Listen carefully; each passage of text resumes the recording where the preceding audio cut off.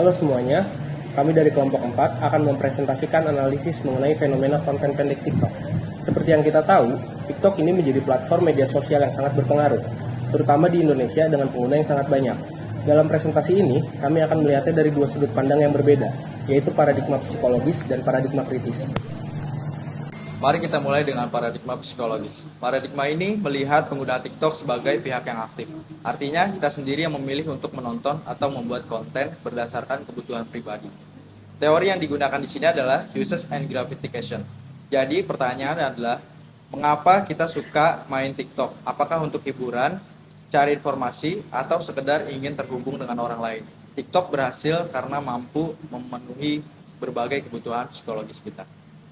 Sebagai contoh, mari kita lihat tren dengan tagar berbagi kebaikan di TikTok. Tren ini populer karena kontennya yang positif dan menghibur. Banyak orang yang ikut serta karena merasa terhubung, termotivasi, dan menjadi bagian dari sesuatu yang baik. Dari sini kita bisa lihat, TikTok tidak hanya untuk bersenang-senang, tapi juga memenuhi kebutuhan sosial dan emosional kita, seperti rasa kebersamaan dan ingin diakui. Sekarang kita beralih ke paradigma kritis. Berbeda dengan sudut pandang pertama, paradigma ini melihat TikTok bukan sekedar tempat hiburan, tetapi juga alat kekuasaan. Media dianggap tidak netral dan punya kepentingan sendiri. Di TikTok, yang menentukan konten apa yang kita lihat di For You page bukan hanya kreator, tetapi juga algoritma platform. Algoritma ini bertindak seperti penjaga gawang modern. Contoh nyatanya adalah ketika fitur live TikTok ditangguhkan di Indonesia pada Agustus 2025. Saat itu fitur ini banyak digunakan untuk menyiarkan demonstrasi secara langsung, tapi setelah fitur ini dimatikan, informasi tentang protes menjadi sulit mengalir dan perlahan hilang dari perhatian publik. FYP kita pun jadi lebih dipenuhi oleh konten hiburan. Ini membuktikan bahwa TikTok punya kekuatan untuk mengalihkan perhatian kita dari isu-isu penting.